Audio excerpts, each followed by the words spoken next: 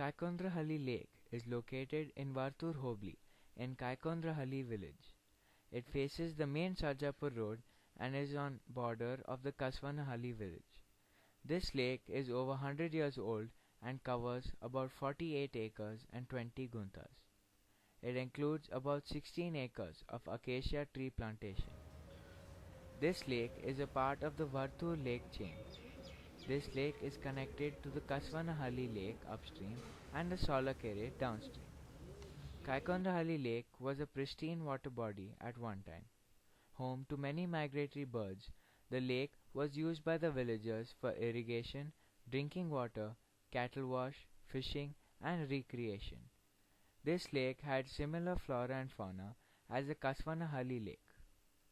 Kaikondrahalli Lake was in deep neglect and there was large-scale encroachments. Sewage from other lakes and nearby areas was also flowing in this lake. As there was no water, encroachment started to increase and residents and concerned citizens approached the BBMP and the Forest Department authorities. A rejuvenation plan has now been approved for this lake and work is in progress. All of us living in this area had seen this lake. It was terribly overgrown. There was no access except through the school. It was quite, stinking and full of pollution, garbage, plastic bags and weeds and if we walked right down to the back where that acacia grove is, you could see there's a lot of very nice bird life and things, but there were some antisocial elements also who used to use this area at night. It wasn't a very place for people to really come and use as a normal place recreation. So at that point we had done some informal surveys amongst us, looked at the bird life, looked at the garbage, looked at some of the canals that were coming into the lake which had got encroached. So there are some developers who were building various properties around the lake and it was encroaching on some of these. There were some residential layouts close by which were also letting the sewage in untreated into the area. I've been seeing this lake deteriorate for the last so many years, mainly on account of sewage coming in, the culways being blocked. The entry culways are completely blocked. The catchment culways are completely blocked. I mean, of course, development has happened. People have built houses on the Raj culway itself. And to add to that, the exit culways have also been blocked so that the next one cannot get water into it. Kaikondrahalli Lake's main culway is blocked by encroachment. The sub culways have all got layouts and apartments which just send in not just their runoff rainwater but also their sewage. ನನ್ನ ಹೆಸರು ಬೆಟ್ಟಪ್ಪ ಅಂತ. ನಾವು ಈ ಕಸನಳ್ಳಿ ಗ್ರಾಮದಲ್ಲಿ ಸುಮಾರು ನಮ್ಮ ತಾತ ಮುತ್ತಾತನ ಕಾಲದಿಂದ ನಾವಿಲ್ಲಿ ಇರತಕ್ಕಂಥ ಜನ. ಈ ಅಭಿವೃದ್ಧಿ ಆಗಿರೋದ್ರ ಬಗ್ಗೆ ಇಲ್ಲಿನ ಜನ ವಾಸ ಮಾಡೋಕ್ಕೆ ಒಳ್ಳೆ ಅನುಕೂಲ ಆಗುತ್ತೆ. ಯಾಕಂದರೆ ಈ ಕೆರೆ ನೀರಿನಿಂದನೇ ಇಲ್ಲಿ ನಮ್ಮ ಎಲ್ಲ ಒಂದು ಸುತ್ತಲೂ ಡೆವಲಪ್ಮೆಂಟ್ ಆಗಿರೋದ್ರಿಂದ ನಮ್ಗೆ ಒಳ್ಳೆಯದು. ಈ ನೀರಿಲ್ದ ಹೋದರೆ ಒಂದು ಬೋರು ನೀರಿಲ್ಲ. The government has come up with a detailed project report on what they want to do. Leave it as natural as possible. The goals being that there must be adequate water storage, there must be as much natural trees, as much nature there as possible, bring back what was perhaps lost over the years in terms of bird population, in terms of rodent population, in terms of reptile populations, and have a small access to public so that there is a sense of belonging where, be it the traditional villager who lives upstream or the new people who moved in the apartments and layouts that surround this lake, that this is my piece of property, I'm leaving it for posterity. I may not enjoy the whole thing in my lifetime, perhaps my children will and my grandchildren will. Around the entire lake, we have, as the residents associations, we are all contributing some seedlings and saplings towards this. So we're trying to choose endemic trees like neem or the wild badam or things that are local basically, which are also biodiversity friendly. They'll be planted all around this entire area, so it becomes a green walk area. And then the local residents, some of the villages which were around here used to traditionally wash their cattle here. So they've asked for a place to continue doing that. At that far end, they will bring cattle in and there's going to be one small area there where they can wash cattle, which will not disturb the rest of the ecology of the area because there's only cattle washing. Madiwala, you have few hundred pelicans roosting in that on the island.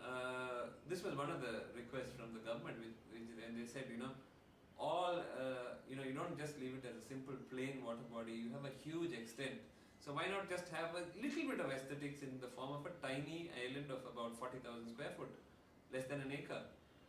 And then we also thought about it and perhaps said, maybe, why not have an island there where there is no access?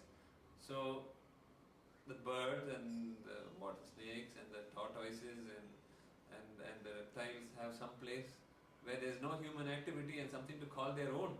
So perhaps that's what the rest of the community other than humans call their own. So that's the reason why the island is there. The plan is this one year, the first year, was supposed to be the dredging, and then they'll create a tank bund and then put stones around the tank bund. And the next year, once the water comes, the next 2 years will be development of the lake surrounding. So basically next year what they will do is create this walkway and either pave it or put mud of a particular kind that doesn't get slushy in the rains. Create a park, children's park and play area, some walkways around Sure. this and So plant. if you look at that is the Sarjapur main road, which connects to the outer ring road. And from that northwestern corner, which is at that end, is the outlet of the lake. So all the water will flow out of here and into the next downstream lake, which is Saulikere. And from there it eventually gets into Varthur Lake. And then if you go along this end, right to that, which is the southeastern end, that is the area where once the lake is restored is going to be the place where cattle come in for the cattle wash. So there is a road on that side which leads down to the village which is close by where people actually have the cattle. So the cattle will walk down that road and come in for a cattle wash. The jogging path then extends walkway and jogging path all the way to the back, and you can see that there's a marshy area right at the end which will come with the mud that is dredged from the lake. And this island will not be a place where people can access it. It's just an undisturbed place which will have some trees for the birds and the other wildlife to access. And then if you go all the way down to the end, there's an acacia plantation which was planted by the forest department about 20-25 years ago. So these are quite large trees. A lot of bird life that we have found there. So there will be a walking trail around in that area, but not so that it enters into the area, but leaves some part of it undisturbed for the birds. But people can also get some sense of what is in there. And then the jogging trail winds all the way around and comes till here. We will have a few public toilets to use at different corners of the lake so that senior citizens or people with young children can actually use the lake. It's a fairly large lake. And this is one thing we've seen as a problem with a lot of the other lakes in this area if you don't have something like this. And then if you come all the way around here, right to the back, you might have to change it. So the children's play area is being developed in a manner that the school that is nearby, this Renuka High School, the children from there also can continue to use it, as well as the residents and people who come to the lake. So our idea is also to have this lake serve the community that is living around it, not just visitors who come in during the day and in the mornings and evenings. Because many of these lakes and parks in Bangalore are only used in the mornings and evenings by walkers, but during the day there's not that much use. The only way that things are going to change is because of people getting involved without any selfish motive.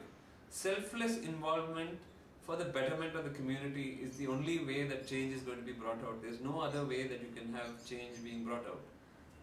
In short, we are very happy with this entire lake project and how it's developing. I think it's the first time that I have seen different groups of people come together. So we've had excellent political support, we've had excellent support from the BBMP as well as from local citizens, including original residents of this area and people who've come in recently, all working together to try and see that this lake becomes a model example of lake restoration in Bangalore.